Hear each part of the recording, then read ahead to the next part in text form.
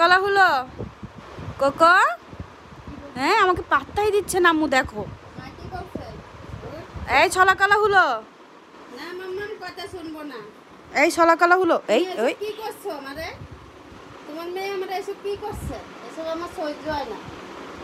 হ্যাঁ সত্যি কথা। মা দুষ্টামি করছে, এখন আমার কোকলে লালারে শিলা কলা বানাই দিছে।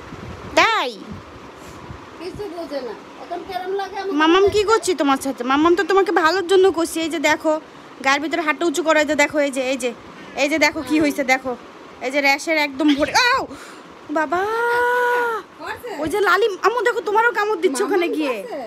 রাগের রাগের ক্ষোভে সে গিয়ে তোমার ঘাড়ের উপরে কামড় দিচ্ছে। ও বাবা কি হয়েছে মা? ভালোবাসা দিচ্ছি, কামড় দেয় নাই তো। আও আবার বলে আও। এখানে কি হয়েছে এগুলো দেখছো? এই যে পুরো শরীরের অবস্থা দেখো। হ্যাঁ সবাই পচা কথা বলে, সবাই পচা কথা বলে। কোকো হলো সে পচা পচা হলো, পচা হলো, পচা মানুষের কথায় কান দেয়। বলে পচা মানুষ বলে আমার কোকোকে নাকি সুন্দর লাগতেছে না। হ্যাঁ আমার কোকো সব রকমভাবে সুন্দর। এই যে যারা বলো যে সুন্দর লাগতেছে না, তারা দেখো কি অবস্থা, দেখো এই যে দেখো কি অবস্থা, দেখো কেন ওর এই পশম কেটে দিছি, দেখো একটু দেখো গাগুলো দেখো, ভিতরে দেখো।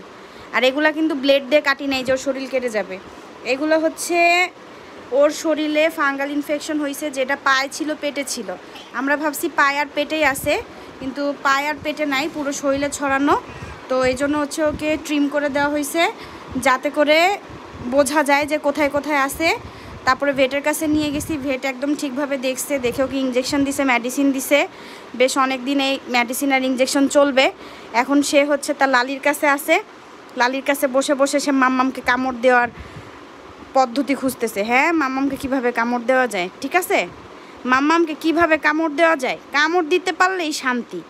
মাম্মামরা কামড় দেবো না তো কারে কামড় দেবো, তাই না কোকো বলো? ও বাবা দাঁড়ো দাঁড়ো দাঁড়ো, এই দেখো এই দেখো এই দেখো হাতটা ধরছি, এই দেখো খালি হাতটা ধরছি। ও বাবা চুপ করে আছে কিভাবে? ও কোকো তুমি চুপ করে আছো পাপা? হ্যাঁ তুমি ভদ্র হয়ে গেছো? আমার হোলা ভদ্র হয়ে গেছে, গেছে ভদ্র হয়ে গেছে।